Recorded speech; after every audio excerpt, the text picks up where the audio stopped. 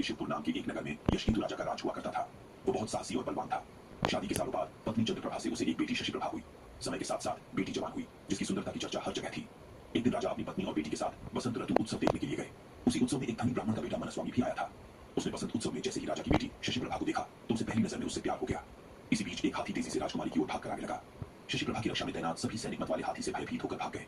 ब्राह्मण पुत्र मनस्वामी ने जैसे ही हाथी को राजकुमारी की ओर आते देखा तो अपनी जान पर खेलकर उसे बचा लिया। यह सब देखकर राजकुमारी ब्राह्मण युवक पर मोहित हो गई। ब्राह्मण युवक की सबने तारीफ की और दोनों बसंत उत्सव के बाद अपने अपने घर लौट आए।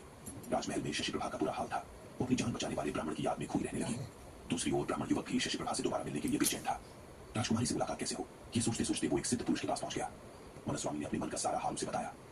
सिद्ध पुरुष ने सिद्धि के बल पर 2 गोली बनाई। एक गोली उसने ब्राह्मण युवक को मुंह में रखने को दी। मुंह में गोली रखते ही युवक एक सुंदर सी युवती बन गया। सिद्ध पुरुष ने दूसरी गोली अपने पास रख ली और वो एक वृद्ध ब्राह्मण के भेष में आ गया। फिर सीधे सिद्ध पुरुष मनस्वामी को लेकर राजमहल पहुंच गया। उसने राजा से कहा, देखिए, ये मेरे बेटे की होने वाली धर्मपत्नी है। इसे आप कुछ दिनों के लिए राजमहल में रख लीजिए, क्योंकि मुझे तीर्थ के लिए जाना है। मुझे लगता है कि ये राजमहल से ज्यादा सुरक्षित और कहीं नहीं रहेगी। राजा ने सोचा कि अगर वो मना करता है तो यह सिद्ध पुरुष श्राप भी दे सकता है। राजा ने कहा, हे ब्राह्मण, आप जाइए, आपकी बेटे की होने वाली पत्नी हमारे यहाँ सुरक्षित रहेगी। ये मेरी बेटी के साथ उसकी सखी की तरह रहेगी। इतना सुनने के बाद सिद्ध पुरुष वहां से निकल गया और मनस्वामी कन्या के भेष में शशिप्रभा के साथ रहने लगा। उसकी सखी की तरह रहकर वो राजकुमारी से खूब बातें करता। एक दिन मौका पाकर मनस्वामी ने उससे पूछा, आप हर समय इतनी दुखी क्यों रहती हैं? आपकी आंखें हर समय किसको ढूंढती हैं? ये सुनते ही राजकुमारी ने बसंत उत्सव के दिन हुई घटना बताते हुए कहा, वो ब्राह्मण युवक मेरे मन को भा गया है। मुझे ना उसका नाम पता है, नहीं शहर।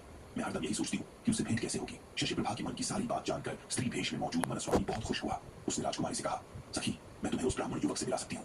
इतना सुनते ही प्रेम में बेचैन शशिप्रभा ने कहा, बताओ कैसे, क्या तुम उसे जानती हो? तब मनस्वामी ने कहा, तुम जल्दी से आंखें बंद कर लो। उसने जैसे ही आंखें बंद की, ब्राह्मण युवक ने जल्दी से मुंह से गोली बाहर निकाली और वापस युवक के भेष में आ गया। मनस्वामी ने बहुत प्रेम से शशिप्रभा को पुकारा। युवक की आवाज सुनकर वो बहुत प्रसन्न हुई और खुशी से उसे गले लगा लिया। राजकुमारी ने उससे पूछा, अरे, मेरी सखी कहाँ गई? ये सुनते ही मनस्वामी ने सारी बात बताई और गोली मुंह में लेकर दोबारा स्त्री बन गया। ये सब देखकर राजकुमारी दंग रह गई और मन ही मन बेहद खुश भी हुई। उसी समय दोनों ने एक दूसरे को मन से पति पत्नी मान लिया और इसी तरह राजभवन में साथ साथ रहने लगे। एक दिन राजा के मंत्री के बेटे की नजर मनस्वामी पर गई। ब्राह्मण युवक के स्त्री रूप को देखकर वो उसका दीवाना हो गया। कुछ दिनों बाद उसने उसको मन की बात बताई, लेकिन मनस्वामी ने मना कर दिया। उसने कहा, वो किसी और की है। इतना सुनते ही मंत्री का बेटा परेशान हो गया। उसने अपने पिता को सारी बात बताई। बेटे को दुखी देखकर मंत्री से सारी बात राजा से कही। मंत्री की बातें सुनकर राजा ने मंत्री के बेटे और स्त्री रूप धारण किए मनस्वामी के विवाह का फैसला ले लिया। राजा का यह फरमान सुनने के बाद मनस्वामी ने कहा, महाराज, आपको पता है मेरा विवाह किसी और से होने वाला है। ऐसा करना अधर्म होगा। फिर भी अगर आप मेरा विवाह करवाना चाहते हैं तो राजा का आदेश मानकर मैं यह विवाह कर लूंगी। राजा बहुत खुश हुआ और दोनों का विवाह करवा दिया।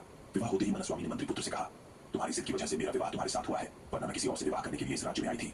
अब तुम्हें इस पाप को धोने के लिए तीर्थ के लिए जाना होगा। प्यार में पागल मंत्री पुत्र ऐसा ही करता है। एक दिन सिद्ध पुरुष दोबारा ब्राह्मण के भेष में राजमहल पहुंचता है। इस बार वो अपने साथ अपने एक दोस्त को जवान करके अपना बेटा बनाकर लाता है। ब्राह्मण राजा से पूछता है, मेरी बहू कहाँ है? मैं उसे अपने साथ लेकर जाना चाहता हूँ और अपने बेटा का उससे विवाह करवाऊंगा। इतना सुनते ही राजा ने सारी कहानी उसे बता दी। सिद्ध पुरुष बहुत गुस्सा हुआ। राजा ने उसके श्राप से बचने के लिए कहा, देखो, अब जो हो गया उसे बदला नहीं जा सकता। हाँ, मैं अपनी बेटी से तुम्हारे बेटे का विवाह जरूर करवा सकता हूँ। इतना सुनते ही सिद्ध पुरुष राजा की बात पर सहमत हो गया और राजा ने सिद्ध पुरुष के दोस्त, जो उसकी बेटी के रूप में महल पहुंचा था, उससे अपनी बेटी शशिप्रभा का विवाह अग्नि को साक्षी मानकर करवा दिया। इसी बीच मनस्वामी वहां अपने असली भेष यानी पुरुष रूप में पहुंचता है और शशिप्रभा को अपनी पत्नी बताता है। इतना सुनते ही बेताल ने कहानी सुनाना बंद कर दिया। उसने कहा, अब तुम बताओ, शशिप्रभा किसकी पत्नी है? विक्रमादित्य